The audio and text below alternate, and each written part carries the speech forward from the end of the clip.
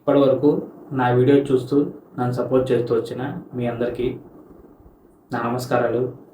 Hi friends, నేను మీ Mahesh and welcome back to my channel SS astrology. మనం previous వీడియోలో రవి కుజ గ్రహాల కలయిక గురించి డిస్కస్ చేసాము. ఇప్పుడు మనం ప్రజెంట్ వీడియోలో గురుగ్రహం సిరీస్లో లాస్ట్ వీడియో అయినా గురువు 12వ స్థానంలో ఉంటే ఏ ఫలితాలు ఇస్తాడు అనే విషయాన్ని అయితే చూద్దాం. ఈ వీడియోలో ముందుగా ఈ గురుగ్రహం ఒక సహజంగా శుభత్వం పొందిన గ్రహం. ఇక 12వ స్థానం అనేది ఒక దుస్థానం కాబట్టి ఇటువంటి స్థానాల్లో ఈ విధంగా సహజంగా శుభత్వం పొందిన గ్రహాలు ఉండడం అనేది బేసికల్గా అయితే అంత మంచి విషయం అయితే కాదు. ఎందుకంటే ఎప్పుడైతే అనేక శుభకారకత్వాలు కలిగిన ఈ గురుగ్రహానికి ఇలా దుస్థానంతో సంబంధం అనేది వస్తుందో, సో ఆయన ఇవ్వాల్సిన ఆ పాజిటివ్ కారకత్వాలన్నీ ఈ పర్సన్స్ లైఫ్లో చాలా తక్కువ అయిపోవచ్చు, లేకపోతే అవి రావడం అనేది చాలా కష్టంగా మారే అవకాశాలు ఉంటాయి. ఒకవేళ ఆ 12వ స్థానంలో గురుగ్రహం ఏదైనా స్వక్షేత్రంలో కానీ ఉచ్చరాశిలో కానీ అలా కాకపోయినా కనీసం ఏదైనా పరివర్తన యోగాలు కనుక ఫామ్ అయినట్లయితే అప్పుడు ఈ ప్లేస్మెంట్ అనేది యోగించేదానికి అవకాశాలు ఉంటాయి. ఈ 12వ స్థానం నుంచి మనం ఏం చూస్తామంటే లాసెస్ గురించి, విదేశీయానం గురించి, హైయర్ లెవెల్ స్పిరిచువాలిటీ గురించి, హాస్పిటల్స్ గురించి, జైల్స్ గురించి, ఐసోలేటెడ్ ప్లేసెస్ గురించి, వీటి గురించి ఇండికేట్ చేస్తుంది. ఇక ఈ గురుగ్రహం ఏం ఇండికేట్ చేస్తాడంటే ఒక హైయర్ లెవెల్ ఆఫ్ నాలెడ్జ్ని, మెచ్యూరిటీని, ధనకారకుడుగా, సంతానకారకుడుగా, పుత్రకారకుడుగా, ఇలా గురుగ్రహానికి చాలా రకాలుగా శుభకారకత్వాలు అనేవి కూడా ఉన్నాయి. ఎప్పుడైతే ఈ విధంగా ఒక పర్సన్ అనే వాళ్ళకి ఈ గురుగ్రహంతో ఈ 12వ స్థానానికి సంబంధం వచ్చిందో ఈ పర్సన్స్ అనే వాళ్ళు బాగా స్పిరిచువాలిటీకి కనెక్ట్ అయ్యే అవకాశాలు అనేవి ఎక్కువ ఉంటాయి. ఈ గురుగ్రహానికి ఈ వ్యయ స్థానంతో కనెక్షన్ అనేది రావడం వల్ల మీ లగ్నానికి గురుగ్రహం ఏ స్థానాలకైతే ఆధిపత్యం వహిస్తాడో సో ఆ స్థానాలకు సంబంధించిన కొన్ని కారకత్వాలు అనేవి మీ లైఫ్లో దెబ్బతినొచ్చు. ఆ కారకత్వాలకు సంబంధించిన విషయాల్లో మీకు ఫలితాలు అనేవి రాలేనప్పటికీ ఇక్కడ 12వ స్థానాన్ని మనం మోక్ష స్థానంగా తీసుకుంటాము. అండ్ అలాగే ఎప్పుడైతే ఇటువంటి మోక్ష స్థానానికి ఈ విధంగా ఒక higher level of knowledge and spirituality కలిగిన ఒక శుభగ్రహానికి సంబంధం అనేది వస్తుందో ఈ పర్సన్స్ అనే వాళ్ళకి ఆటోమేటిక్గా దైవానుగ్రహం అనేది చాలా ఎక్కువగా ఉండేదానికి అవకాశాలు ఉంటాయి. అంటే ఒక రకంగా వీళ్ళ లైఫ్లో ఎన్ని కష్టాలు వచ్చినప్పటికీ, ఎన్ని ప్రాబ్లమ్స్ వచ్చినప్పటికీ వాటిని ఫేస్ చేసే కెపాసిటీ అనేది వీళ్ళకి ఇంటర్నల్గా లేకపోయినప్పటికీ ఏదో ఒక రకంగా వాళ్ళు వాటి నుంచి బయటపడేదానికి అవకాశాలు ఉంటాయి. గురుపాలిత లగ్నాల వారికి ఈ గురుగ్రహాన్ని మనం ఒక శుభగ్రహంగా తీసుకుంటాం కాబట్టి ఈ విధంగా ఆ లగ్నాల వారికి 12వ స్థానంలో గురువు ఉండడం వల్ల వారికి ఎక్కువగా దీని కారణంగా నెగిటివ్గా ఫలితాలు వస్తాయి. ఇప్పుడు అలా కాకుండా శనిపాలిత లగ్నాలు కనుక మనం తీసుకున్నట్లయితే ఈ లగ్నాల వారికి గురుగ్రహానికి 6, 8, 12 స్థానాలకి కారకత్వం అనేది వచ్చేదానికి అవకాశాలు అనేవి ఉన్నప్పటికీ అదొకసారి విపరీత రాజ్యంగా కూడా పనిచేస్తుంది కాబట్టి దీన్ని మనం అంత నెగిటివ్గా తీసుకోక్కర్లేదు. తర్వాత మనం గురుగ్రహం యొక్క దృష్టి విషయానికి వచ్చినట్లయితే ఈ 12వ స్థానంలో గురువు యొక్క పంచమ దృష్టి అనేది అక్కడ 4వ స్థానం మీద ఉంటుంది. ఒకవేళ మీ లగ్నానికి గురుగ్రహం ఒక శుభగ్రహం అయ్యి ఎటువంటి ఎఫెక్షన్ లేకుండా ఆ 12వ స్థానంలో ఉంటూ అప్పుడు ఈ ఆస్పెక్ట్ కనుక ఉన్నట్లయితే ఈ గురుగ్రహం అక్కడ 12వ స్థానం నుండి ఎఫెక్షన్ గురైనప్పటికీ మీ లగ్నానికి పాజిటివ్గా ఉన్నాడు కాబట్టి ఆయన దృష్టి అనేది పాజిటివ్గానే ఉంటుంది. సో దీని కారణంగా ఈ పర్సన్స్ అనే వాళ్ళకి ఆ 4వ స్థానానికి సంబంధించిన విషయాల్లో ఫలితాలు అనేవి పాజిటివ్గా వస్తాయి. అంటే ఒక రకంగా ఈ పర్సన్స్ అనే వాళ్ళకి వ్యక్తిగతంగా కానీ లేకపోతే ఆర్థికంగా కానీ వాళ్ళ మధ్య నుంచి ఆ సపోర్ట్ అనేది రావచ్చు. ఆ 4వ స్థానాధిపతి కూడా బలంగా ఉంటూ ఎటువంటి ఎఫెక్షన్ గురి కాకుండా ఉన్నట్లయితే ఈ పర్సన్స్ అనే వాళ్ళకి మంచి గృహయోగం కానీ, వాహన యోగం కానీ, ప్రాపర్టీస్ పర్చేస్ చేయడం అనేవి ఈ విధంగా రిజల్ట్స్ అనేవి పాజిటివ్గా ఉంటాయి. ఇప్పుడు అలా కాకుండా మీ లగ్నానికి ఇక్కడ గురుగ్రహం నెగిటివ్గా ఉన్నా లేకపోతే ఏదైనా ఎఫెక్షన్ గురై ఆ 12వ స్థానంలో బలహీనంగా కనుక ఉన్నట్లయితే ఈ సందర్భాల్లో ఈ పర్సన్స్ అనే వాళ్ళకి ఆ 4వ స్థానం సంబంధించిన విషయాల్లో ఫలితాలు అనేవి నెగిటివ్గా వస్తాయి. అంటే ఈ పర్సన్స్ అనే వాళ్ళకి వాళ్ళ మధ్య నుంచి రావాల్సిన ఆ సపోర్ట్ అండ్ లవ్ అనేది రాకపోవచ్చు, లేకపోతే అనుకోని కారణాల వల్ల వాళ్ళ మధ్య నుంచి దూరం అవడం, ఏదైనా ప్రాపర్టీస్ కొనాలన్నా లేకపోతే ల్యాండ్స్ కొనాలన్నా, సొంత ఇంట్లో ఉండాలన్నా ఇటువంటి విషయాల్లో ఫలితాలు అనేవి చాలా ఆలస్యం అవడం, చాలా నెగిటివ్గా పనిచేయడం, ఈ విధంగా వచ్చే రిజల్ట్స్ అనేవి ఆపోజిట్గా ఉంటాయి అన్నమాట. తర్వాత ఈ గురువు యొక్క సప్తమ దృష్టి విషయానికి వచ్చినట్టయితే ఈ 12లో ఉన్న గురువు యొక్క సప్తమ దృష్టి అనేది అక్కడ 6వ స్థానం మీద ఉంటుంది. ఈ 6వ స్థానాన్ని మనం శత్రు, రోగ, రుణస్థానంగా చెప్తూ ఉంటాము. ఒకవేళ మీ లగ్నానికి గురుగ్రహం పాజిటివ్గా ఉండి అప్పుడు ఆయన ఆస్పెక్ట్ అనేది ఈ విధంగా కనుక ఉన్నట్లయితే ఈ పర్సన్స్ అనే వాళ్ళకి శారీరకంగా ఒక మంచి ఆరోగ్యం కలిగి ఉంటారు. అండ్ అలాగే వీళ్ళు ఏదైనా లోన్స్ తీసుకున్నప్పటికీ ఆ లోన్స్ అనేవి వీళ్ళకి అనుకూలంగా పనిచేస్తాయి. అంటే ఆ లోన్స్ని వీళ్ళు వెంటనే క్లియర్ చేయడం అవ్వచ్చు.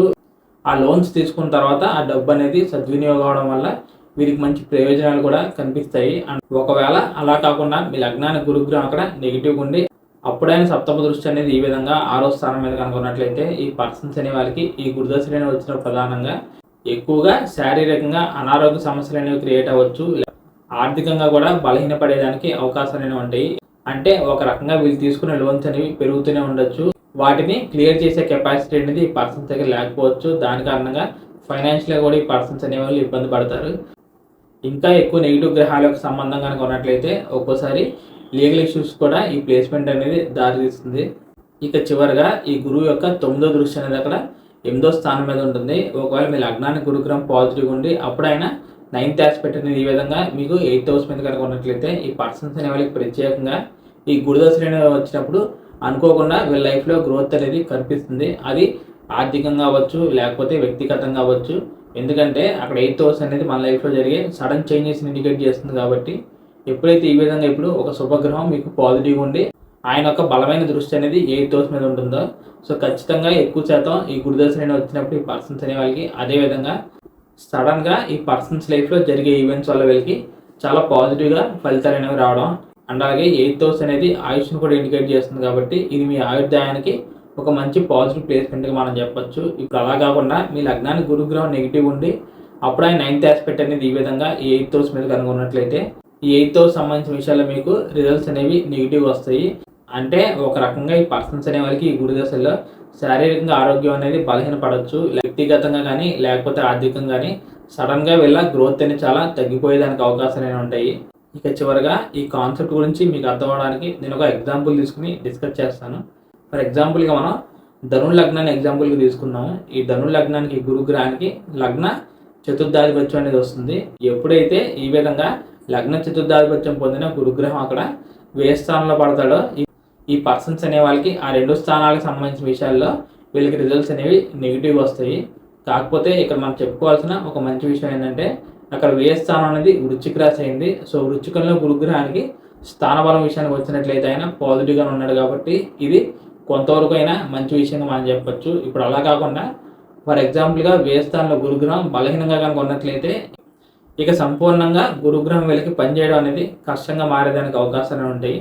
కానీ ఇక్కడ ఎటువంటి శుభగ్రహాలకు దృష్టి లేకుండా ఎటువంటి యోగాలు ఫామ్ అవ్వకుండా ఈ ప్లేస్మెంట్ కనుక ఉన్నట్లయితే అక్కడ లగ్నాధిపతి వ్యయ స్థానంలో ఉన్నాడు. కాబట్టి ఈ పర్సన్స్ అనేవాళ్ళు మంచి ఉన్నతమైన స్థానాన్ని చేరుకోవడం అనేది కష్టంగా మారేదానికి అవకాశాలు ఉంటాయి.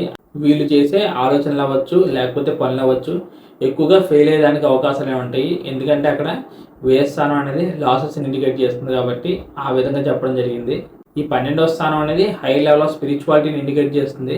మోక్ష స్థానంగా కూడా తీసుకుంటాం. కాబట్టి ఎప్పుడైతే ఈ విధంగా లగ్నాధిపతికి ఇటువంటి సంబంధం అనేది వస్తుందో ఈ పర్సన్స్ అనే వాళ్ళు ఎక్కువగా చాలా స్పిరిచువల్గా ఉంటారు. అండ్ అలాగే అదే విధంగా వీళ్ళకి ఆ దైవానుగ్రహం అనేది ఖచ్చితంగా ఉంటుందని మనం చెప్పొచ్చు. ఈ గురువు ఈ విధంగా 12 ఉంటే ఆ గురుగ్రహానికి సంబంధించిన స్థానాలు అనేవి దెబ్బతింటాయి అనేది చెప్పడం జరిగింది. కాకపోతే ఇక్కడ మనం గమనించాల్సిన విషయం ఏంటంటే ఇక్కడ 12వ స్థానంలో ఉన్న గురుగ్రహం యొక్క పంచమ దృష్టి అనేది అక్కడ చతుర్థ భావం మీద ఉంది. ఇక్కడ విశేషం ఏంటంటే ఆ చతుర్థ భావం అనేది మీనరాశి అవుతుంది. సో ఆయన సొంత రాశిని ఆయన ఒక దృష్టితో ఆయన చూసుకుంటున్నాడు. కాబట్టి సో ఖచ్చితంగా ఈ పర్సన్స్ అనే వాళ్ళకి లగ్నస్థానానికి సంబంధించిన విషయాల్లో రిజల్ట్స్ అనేవి నెగిటివ్ వచ్చినా దీని కారణంగా ఈ పర్సన్స్ అనే వాళ్ళకి చాలా వరకు వాళ్ళ మదర్ నుంచి ఒక మంచి సపోర్ట్ అండ్ గైడెన్స్ అనేది లభించడం, వాళ్ళ మదర్ అనేవాళ్ళు ఈ పర్సన్స్ లైఫ్లో ఒక మేజర్ రోల్ అనేది ప్లే చేయడం, లేకపోతే వాహన యోగం కానీ గృహయోగం కానీ ఈ విధంగా ఈ పర్సన్స్ అనే వాళ్ళకి ఆ చతుర్థ భావానికి సంబంధించిన ఏదో ఒక విషయంలో వీళ్ళకి రిజల్ట్స్ అనేవి చాలా పాజిటివ్గా ఉంటాయి. ఇంకా ఆ గురువుకి బలం పెరిగి పాజిటివ్గా పనిచేయాలంటే ఈ ధను లగ్నానికి శుభగ్రహాలైన రవి కుజ గ్రహాలకు సంబంధం అనేది ఈ గురుగ్రహానికి కనుక వచ్చినట్లయితే దాని కారణంగా శుభదృష్టి అనేది కలగడం వల్ల అక్కడ 12వ స్థానంలో గురుగ్రహం ఉన్నప్పటికీ చాలా వరకు పాజిటివ్గా పనిచేస్తాడు. ఈ విధంగా కనుక ఉన్నట్లయితే foreign travels and foreign settlements అనేవి వీళ్ళకి అనుకూలంగా పనిచేస్తాయి. ఇదే విధంగా దీనికి ఆపోజిట్గా చెప్పాలంటే ఈ ధను లగ్నానికి పాపగ్రహాలైన శని రాహు గ్రహాలకు సంబంధం అనేది ఈ గురుగ్రహం మీద ఉండడం అసలు మంచి విషయం కాదు. ఎందుకంటే అక్కడ ఆల్రెడీ గురుగ్రహం ఒక దుస్థానంలో ఉంది, ఇబ్బంది పడుతున్నాడు. కాబట్టి ఇంకా పాపగ్రహాలకు సంబంధం కనుక వచ్చినట్లయితే అక్కడ సంపూర్ణంగా గురుగ్రహం ఎఫ్లిక్షన్ గురయ్యే ప్రమాదాలైన ఉంటాయి. ఇక శనిపాత లగ్నాల విషయానికి మనం వచ్చినా అక్కడ గురుగ్రహానికి దుస్థానాలకు ఆధిపత్యం వచ్చినప్పటికీ ఆయన 12వ స్థానంలో ఉంటే విపరీత రాజయోగం అనేది ఫామ్ అవుతుంది అనేది చెప్పడం జరిగింది. కానీ అలా జరిగినప్పటికీ నా పర్సనల్ ఒపీనియన్ ప్రకారం 12వ స్థానంలో ఏ గ్రహాలు లేకపోవడం చాలా మంచి విషయం. ఎందుకంటే అక్కడ దుస్థానం అనేది ఆపరేట్ అవ్వడం వల్ల ఈ శనిపాద లగ్నాల వారికి ఈ గురుగ్రహం పాపగ్రహం అయినప్పటికీ వారికి ఏ స్థానాలకి ఈ గురుగ్రహానికి ఆధిపత్యం వస్తుందో ఆ స్థానాలకు సంబంధించిన విషయాల్లో కూడా కారకత్వాలు అనేవి దెబ్బతింటాయి కాబట్టి సో ఆ విధంగా చెప్పడం జరిగింది. అందుకే ఏ గ్రహాలు 12లో ఉండకూడదు. సో ఈ కాన్సెప్ట్ అయితే మీకు కంప్లీట్గా అర్థమైందని అనుకున్నాను. Thank you friends, thank you for watching my video and thank you so much for your time. ఇంకా ఈ కాన్సెప్ట్ సంబంధించి మీకు ఏదైనా డౌట్స్ కనుక ఉంటే మీరు తప్పకుండా కమెంట్ చేయండి, నేను దానికి రెస్పాండ్ అయ్యే ప్రయత్నం అయితే చేస్తాను. సో చివరిగా నా సైడ్ నుంచి చిన్న రిక్వెస్ట్ ఏంటంటే ఇప్పటివరకు ఈ వీడియో చూస్తున్న వాళ్ళు ఎవరైనా ఈ వీడియోని కనుక లైక్ చేయకపోతే మీకు ఈ కంటెంట్ కనుక పాజిటివ్గా అనిపించినట్లయితే మీరు తప్పకుండా ఈ వీడియోని అయితే లైక్ చేసి నా ఛానల్ సబ్స్క్రైబ్ చేసుకోండి. అండ్ అలాగే ఎవరికైనా పర్సనల్గా కన్సల్టేషన్ తీసుకోవాలి అనే ఉద్దేశం కనుక ఉన్నట్లయితే స్క్రీన్ మీద కనిపిస్తున్న నెంబర్కి వాట్సాప్ ఆర్ కాల్ చేయండి. నేను వచ్చే అప్కమింగ్ వీడియోస్లో మరిన్ని ఇంట్రెస్టింగ్ వీడియోస్తో మీ ముందుకు వచ్చే ప్రయత్నం అయితే ఖచ్చితంగా చేస్తాను. అప్పటిదాకా bye friends, see you very soon and జై హింద్.